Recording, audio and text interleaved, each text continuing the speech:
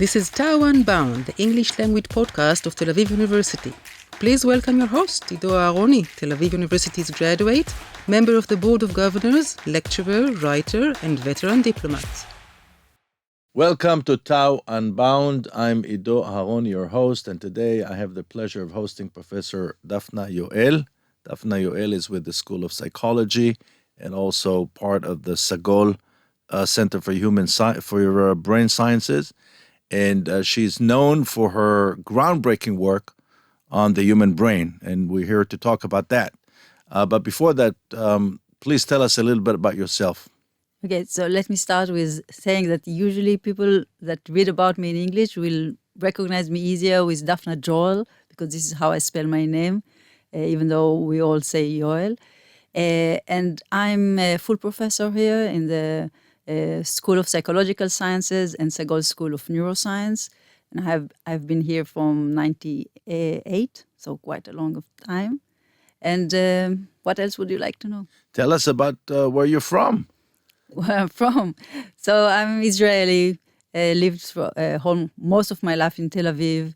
I studied here in Tel-Aviv University, started with medical school, decided I didn't want to be a physician, so switched to neuroscience, and have been here since I finished my Ph.D. So you are a complete product of Tel-Aviv University. Yes, for better and for worse. I think you're the first. You're like, we've had, maybe 15 episodes. The first time that I interview someone whose entire career was at Tel-Aviv U. That's quite impressive.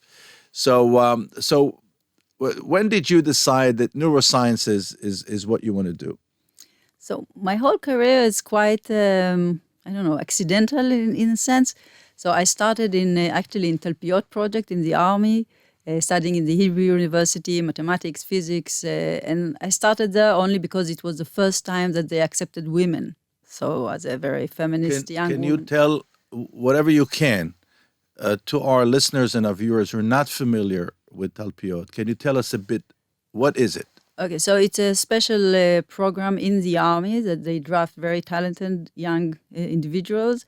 They do the BA in mathematics, physics, and computer science in the Hebrew University as soldiers, and during that time also learn a lot about the army. And the idea is that then they continue in the army and help develop weapons and other things that the army needs. So it was, at the beginning, was only for men. And I was very annoyed about this because when I was drafted, also women cannot be pilots. Many things were restricted, and I didn't understand why they cannot do this program, because it's about studying, it's about being smart, it's not about taking heavy things, and physical power should be of any concern. And then it was open for women. So even though I didn't have special interest in being a computer science or a physician, I decided I have to go as a feminist. But after a year and a half in the program, although I liked a lot what I learned about the army, driving tanks and shooting cannons and things like this, I was quite enthusiastic at that time. I decided I didn't want to become an engineer or a computer scientist, and I left, completed my service in the regular army. And then after this, did my year around the world, as everyone is doing, and didn't know what I wanted to do when I grow up. So I decided to go to medical school. After 1 year there, I decided I didn't want to be a physician. And then joined Tel-Aviv University interdisciplinary program for excellent students, which was specific for people like me that could do many things but didn't know what exactly they wanted to do. And one of the lectures that I went to was Professor Ina Weiner, and through her I really got into brain and neuroscience and completed my PhD under her supervision in psychobiology. And your PhD was about what? What was the subject of it? So it was about several regions of the brain, the basal ganglia and the cortex, and how they interconnect. And I also created a revolution there, because the idea at that time was that they work in parallel segregated circuits, And I suggested that this is not true on the basis of the anatomical data, and that they actually interconnect, which is now the common understanding of how they work. So your contribution to the conversation was that you basically said that all the different parts, all the different regions of the brain actually interconnect. For this specific set of regions, they were interconnected, but they thought they were interconnected in parallel circuits. And I thought there was crosstalk between the circuits because one was more responsible about emotional processing, another about cognitive processing, and the last about motor processing. And I thought they were all interacting and governing each other. Now, when you Google up your name, the first thing that comes up is the whole discussion about the female brain versus the male brain. So tell us a little bit about that. I'm very curious. What was the... But let me just say that this was also an accident, the way I got into this, because I was studying something completely different. I was studying neural mechanisms of obsessive-compulsive disorder because it was a disorder that demonstrated the type of interaction that I assumed was going on in the brain between the different circuits, parallel circuits. So this is why I started studying this disorder. And at some point, a dear colleague and friend of mine, Professor Ariella Friedman, retired. And she asked me to take over her course on the psychology of gender. And although I never studied gender or feminist studies, I was always a feminist. So I said, okay, this is important that the psychology department has a course on gender studies. And while I was preparing this course, as a neuroscientist, obviously I read a lot about sex and the brain. And I ran into a study that showed that sex effects on the brain could be opposite under different conditions. And this was like, ooh, this is strange. This never happens with genitalia, right? They stay the same throughout our lives. They do not change because we are stressed or whatever. And this started me on a completely new track. So I completely left studying OCD, obsessive-compulsive disorder, and switched completely to studying sex, brain, and gender. So before we jump into your discovery, and if you can tell us about what was the conventional wisdom before you started your research, if you could just educate our audience about just how the neurological pathways in our brain work.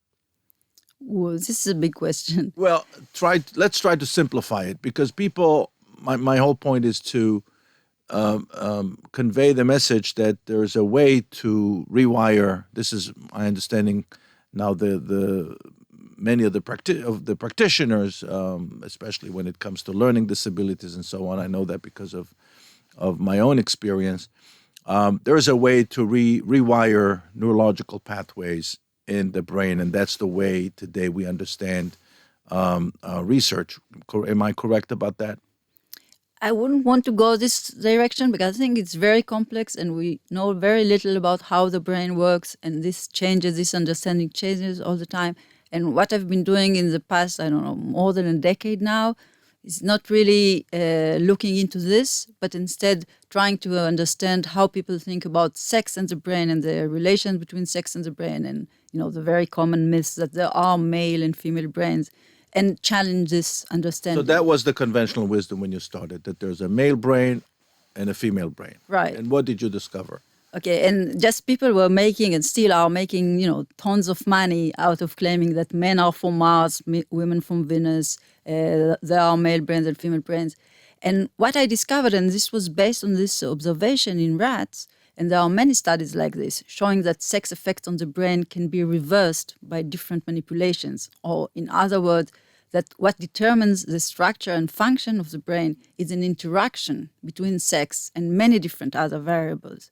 And what I realized is that these different effects do not add up consistently within individuals to create two types of brains, male brains and female brains. Or in other words, what's typical of the brain of men is not to only have male typical features. And what's typical of the brains of women is not to have only female typical features. This was the dogma. This is still in some places a dogma. What I realized is what's typical of the human brain, regardless of your sex category, is to have both male typical and female typical features. And this was a revolution. So usually when we think, because of the binary framework, when we think about sex and the brain or anything else, the only question we ask is, are men and women the same or different? And what we discovered for the brain is that this is the wrong answer, because the answer is we are all different, and sex category provides very little information on how we would be similar or different to the brain of someone else's. Now, why is it that an industry was created throughout history to separate between the two? What was the motivation there, socially and perhaps financially? So this is a big question, and there are different answers to this question of why many cultures have separation, this type of separation between males and females. At least as far as we know, most cultures separate in roles. So some roles in society are segregated by sex, but others are not, and different societies differ. But not all societies have this hierarchical organization of society in which males are considered better or females are considered better. This is very rare, but that males are considered better. And these societies, they need some kind of a common story to explain why this is so and why this is okay. Because otherwise people will, go against this social order if they lose from it. And you see different religions, so they have stories that explain why men are better. We have this in Genesis, for example. We have two stories in Genesis. One is an equal story, that God created males and females and gave them the earth to rule. And the other that most of us know with creating men first and then creating women from the rib, etc. So this is a story of unequal roles and status in society. And when modern science emerged in the 17th century, science took the role of religion in explaining social order. And they explained not only the unjust social order regarding sex, they also explained why the poor are poor and why white men are better than black men, for example, etc. And they attributed everything to the brain. And the only thing that remained up until our days is a story about the male and female brain. Because nowadays no one will say that Chinese, for example, are not as good as white people because something in the brain, even though there are differences between different ethnic groups in the brain. But not between men and women. Yes, there are group-level differences between the brains of men and women, but they do not add up to two types of brains. So this is a revolution that I introduced. It's not about whether there are group-level differences or not. The question is whether there are two types of brains, as there are two types of reproductive systems. And we do have two types of reproductive systems. You can reproduce only as male or female. Some people cannot reproduce. They are intersex. But in the brain, we are all intersex, if you want. So all of us have a mosaic, each a unique mosaic of male typical and female typical features. So what are the implications of your discovery scientifically and beyond that? So scientifically, it means that if you want to study, for example, the neural mechanisms of language, you shouldn't look at sex. You shouldn't introduce sex as an independent variable because it will only create false positive differences or false positive results. It's better to just treat human brains as a single highly heterogeneous but single highly heterogeneous population. So this would be for research. In the social order, I do not think that biology should guide our moral decisions. So the question of, for example, are men and women or are humans good or bad by nature has nothing to do with how we want to organize society. It's a very interesting philosophical question, maybe, but it's not a moral question or a social question. So even if we discovered that humans are bad by nature, then what would we do about this? Should we cancel police, courts, etc., and let's say, okay, we are bad, let's just celebrate this? Obviously not. So the same with sex. It doesn't matter whether there are male and female brains. This should not inform us regarding how we want to organize society. However, having said that, it is easier to convince people that we should let go of the binary social order which harms everyone, males and females, if they understand that people are mosaic. Because when you realize that everyone is mosaic, not just you, because I'm sure you knew this about yourself, you didn't know about your brain, but you can recognize some feminine and some masculine characteristics of yourself, psychological characteristics. But now you can understand that everyone is like this.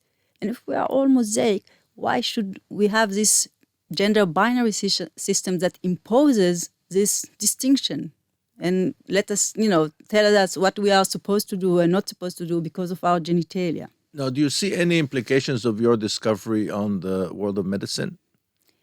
Yes, so again, what we are trying to do is turn the binary presumption, so that's the pre-assumption that humans with male and female genitalia belong to two types in every respect, we try to turn this into an empirical question.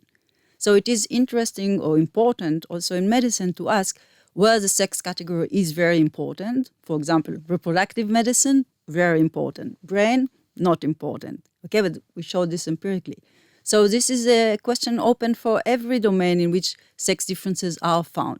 So we hear a lot, for example, that there are differences in how men and women present when they have a stroke or when they have a cardiac arrest. So it's important to realize, do we have two species here that we need to treat differently, or should we only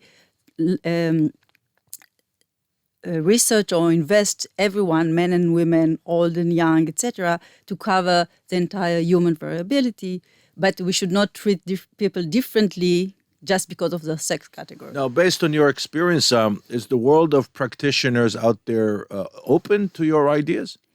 So we are now in a transition between studying only men and assuming that everyone is like men, so men are humans and that's it, to now going with gender medicine to thinking of men and women as belonging to two types.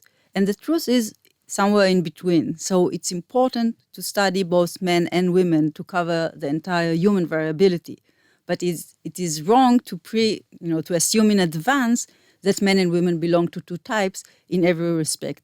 And just to give an example that would be easy, so if you have some cardiovascular problem and you come to your physician, we know that it's important whether you were smoking and how much, and whether you do physical exercise. These are all important things for your future with this disease. Should we use your sex category to assume that you are doing a lot of sport and have been smoking? Or if you are female, to assume that you are not doing sport and has not been smoking, because there is a group level difference in physical exercise and smoking between men and women? Or should I just ask you, for how many years have you been smoking, how much, and what kind of physical exercise do you do? So I think the answer is, very clear. We need to find the important variable and look at them, and we should not use sex category as a proxy for these variables. So, thinking about the growing role and importance that artificial intelligence is going to play in our lives in the future, already is playing. So I'm assuming, and please educate us, that what you discovered would have tremendous implications on AI models in the future. Well, it depends. So AI models, the problem is that they recreate the biases that are in the data. So the way they are trained now, they are very biased, and a lot of work is being invested into how to de-bias them. I'm not sure the mosaic is what's needed here. I think there is a lot of knowledge and awareness of the biases, not just in terms of sex, but also ethnic groups, etc. And people working with AI will have to find solutions, because AI can both help us, but also create a lot of injustice. Now, what's next for you? So you have your discovery, which made a lot of noise in the scientific world, in the popular media. What's next?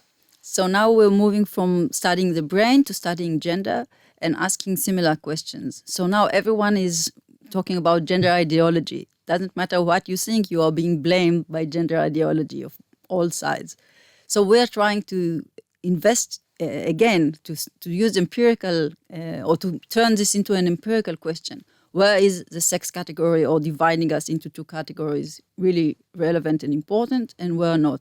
So, for example, issues about the relations So I said first that we are also mosaic in having both feminine and masculine characteristics. So this should, inform education, for example. We should not say things like, all the boys take a ball, go play outside, the girls come, listen to a story, assuming that there are two types of kids.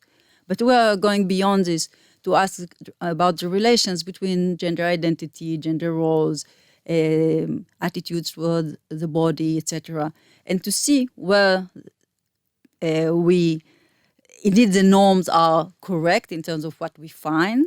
The idea that humans with male genitalia will be attracted to females, will have masculine characteristics, etc., and humans with female genitalia will be another kind, or whether we are, see a lot of overlap and dynamic and mosaicism. So this is what we're studying now. So obviously, I'm assuming that you are also thinking about a way to convey the findings, which are empirical, to people that naturally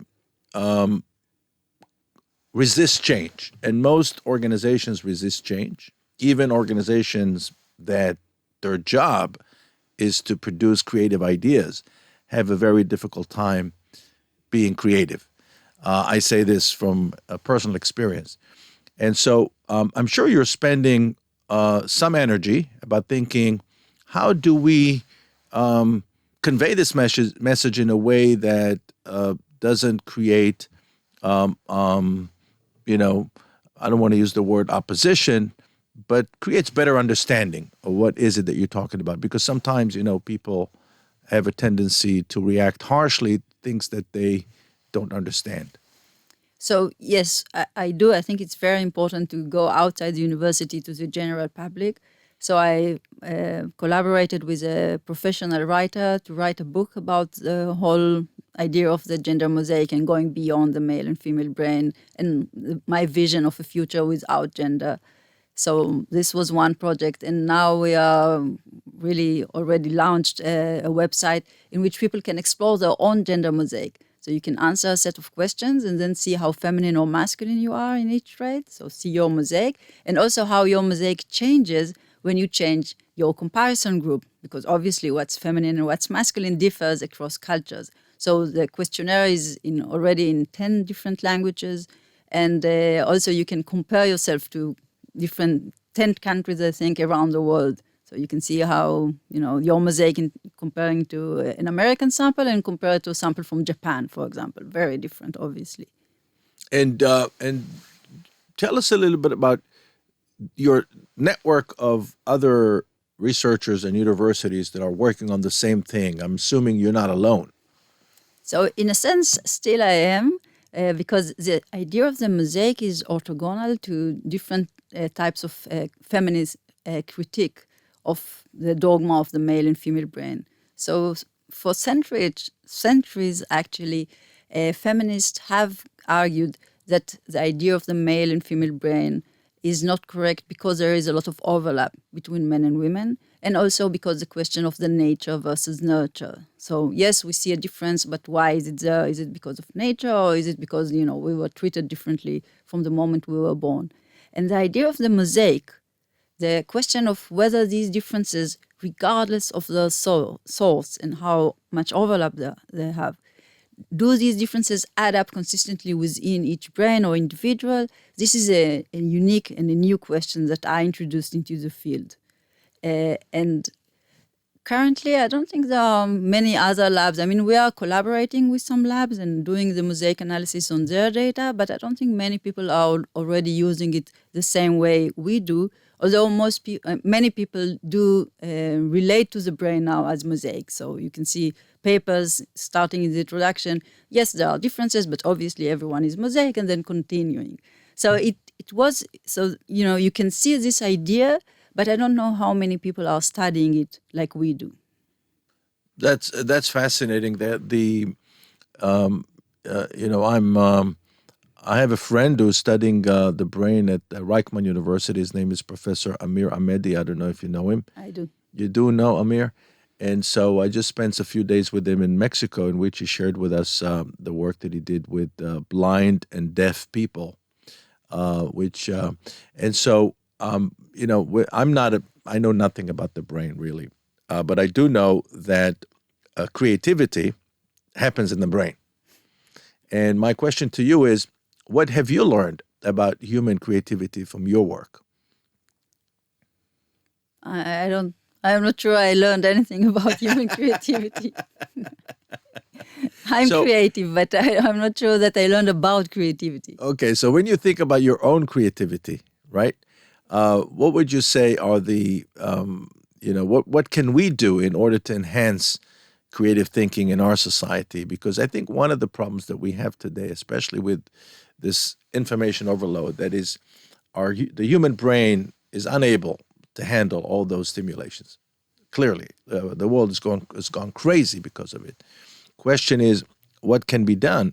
And you, as someone who studies the brain, in order to let people or allow people to have the tools to better cope with this. And I think that creativity is essential. So I think first education is important, and basic education is important. We thought for a short while that with Google and and the internet, we don't learn to teach kids basic stuff because can just Google it. But it's not true, because Google gives you everything. And if you don't have basic knowledge about things, then you cannot find the true things from all the garbage that is also there. So I think first you need solid knowledge, not the one that you get just from the internet. And the other thing is interdisciplinarity. So I think for me, the reason that I could do this, creative step or adding a new idea into a domain that many people studied already is because I was an incomer. So I came from a different field, and this is why I could see things that people that were already in the dogma could not see.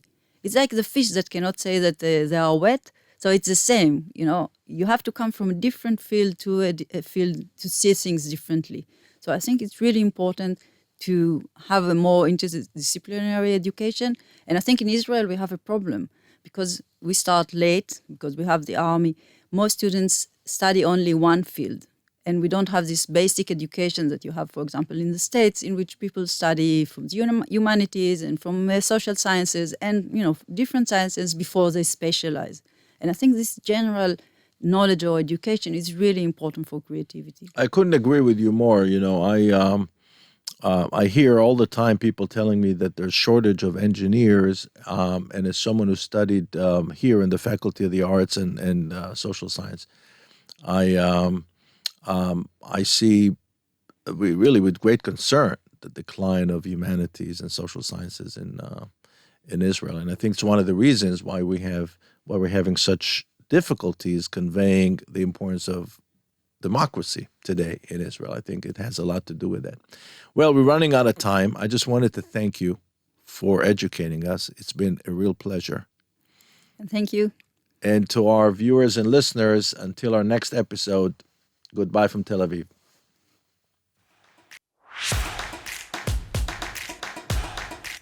This is Tao Unbound, the English language podcast of Tel-Aviv University. Please welcome your host, Ido Aharoni, Tel-Aviv University's graduate, member of the Board of Governors, lecturer, writer, and veteran diplomat.